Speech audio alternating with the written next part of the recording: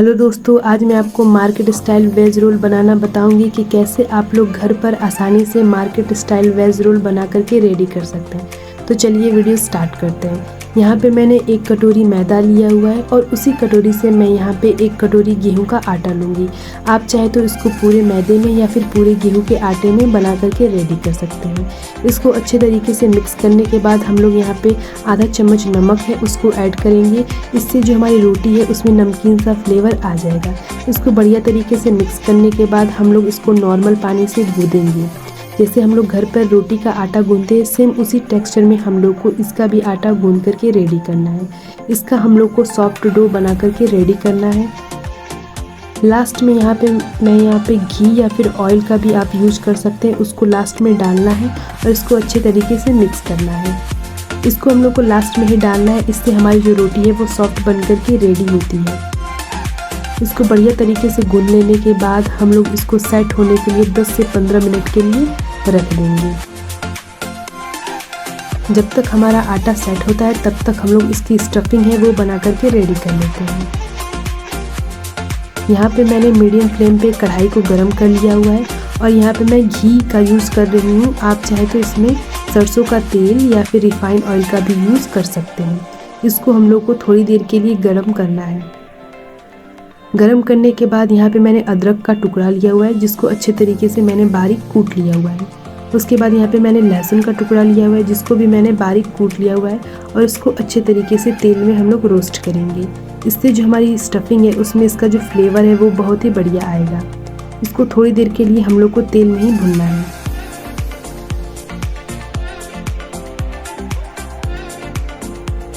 इसको भून लेने के बाद यहाँ पे मैंने मिर्च ली हुई है जिसको मैंने काट लिया हुआ है।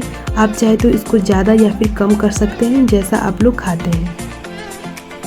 इसको भुनने के बाद यहाँ पे मैंने प्याज ली हुई है जिसको मैंने पतला लंबा काट लिया हुआ है और इसके सारे पेटल्स को अलग कर लिए हुए हैं। इसको हम लोग थोड़ी देर के लिए भूनना है जब तक ये ट्रांसपेरेंट ना हो जाए।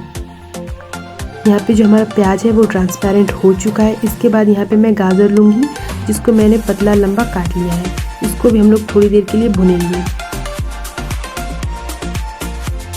उसके बाद यहाँ पे मैंने शिमला मिर्च लिया हुआ है जिसको भी मैंने पतला लंबा काट लिया हुआ है और पत्ता गोभी ली हुई है। इसको हम लोग थोड़ी देर के लिए भून लेंगे जिससे जो हमारी स्टफिंग है, जो हमारी सब्जियां हैं, उसका जो कच्चापन है वो निकल जाए। इसको हम लोग को बीच बीच में चलाते रहना है, नहीं तो ये नीचे से जल जाएगी। उसके बाद यहाँ पे मैंने 1 टमाटर लिया हुआ है जिसको मैंने पतला लंबा काट लिया हुआ है और इसके जो बीज है उसको निकाल लिया हुआ है। इसके बाद यहाँ पे मैं नमक ऐड करूँगी। नमक को हम लोग को अब हिसाब से लेना है क्योंकि यहाँ पे मैं रेड चिली सॉस भी ऐड करूँगी जिसमें ऑलरेडी नमक होता है। नमक डालने से जो हमारे टमाटर है वो गल जाएंगी और जो हमारी सब्जियाँ हैं वो भी सॉफ्ट हो जाएंगी। इसको हम लोग को अच्छे तरीके से मिक्स कर लेना है।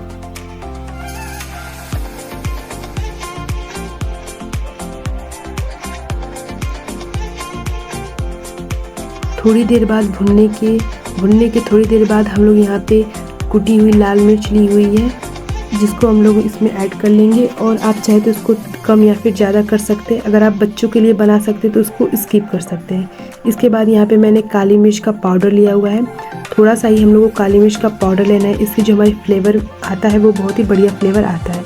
इसके बाद यहाँ पे मैंने 2 चम्मच रेड चिली सॉस ली हुई है और यहाँ पे मैं 2 चम्मच ग्रीन चिली सॉस ऐड करूँगी।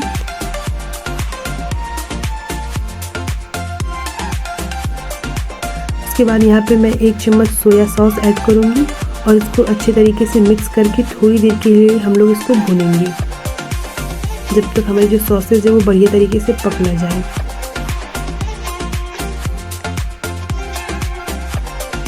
इसको हम लोग को बढ़िया तरीके से भुनना है। बीच बीच में इसको हम लोग को चलाते रहना है और लास्ट में यहाँ पे मैंने विनेगर ऐड किया हुआ है। विनेगर हम लोग को ज़्यादा नहीं लेना है, आधे चम्मच के करीब यहाँ पे विनेगर लेना है और इसको बढ़िया तरीके से मिक्स कर लेना है और गैस को ऑफ कर देंगे। जब तक हमारा स्टफिंग ठंडा होता है तब तक हम लोग जो रोटियाँ हैं वो बना करके रेडी कर लेते हैं। यहाँ पे मैंने इसको अब हम लोग लोइयाँ काटेंगे। लोइयाँ जैसे हम लोग रोटी का आटे का लोई होता है सेम उसी आकार का हम लोग को यहाँ पे लोई बना करके रेडी कर लेना है।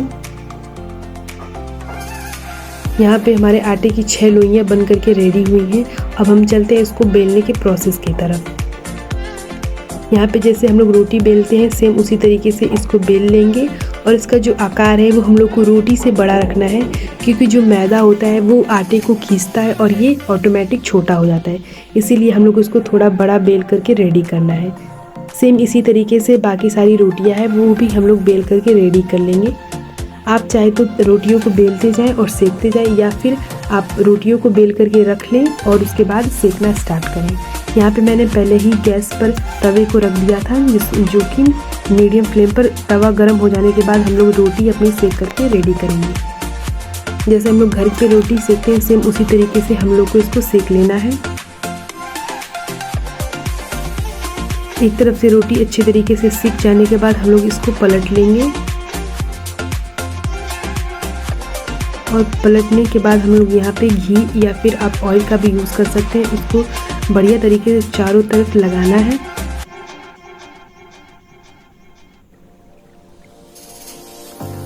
चारों तरफ अच्छे से फैला लेने के बाद हम लोग इसको प्रेस कर करके अच्छे से सेकेंगे। दूसरी तरफ भी हम लोग घी को लगा देंगे।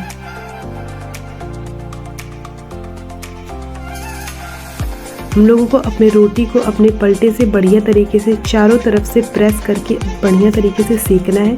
इससे जो हमारी रोटी है वो बढ़िया तरीके से इसका जो फ्लेवर है वो बहुत ही अच्छा आता है।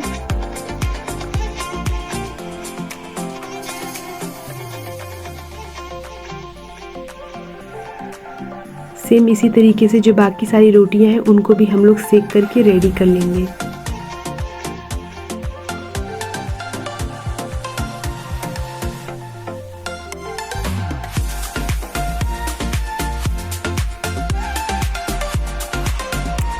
यहाँ पे जो हमारी सारी रोटियां हैं वो सिक करके रेडी हो गई हैं। अब चलते हैं अपने वेज रोल को डेकोरेट करने की तरफ। यहाँ पे मैंने एक रोटी ली हुई है और उस पर मैंने यहाँ पे रेड चिली सॉस अच्छे तरीके से चारों तरफ स्प्रेड कर लेना है।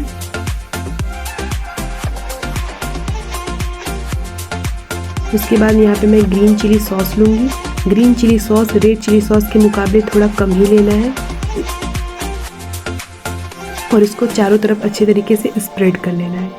उसके बाद हम लोगों ने जो स्टफिंग बना करके रेडी की थी उसको बीच में लंबाई की तरफ इसको हम लोग को स्प्रेड करना है।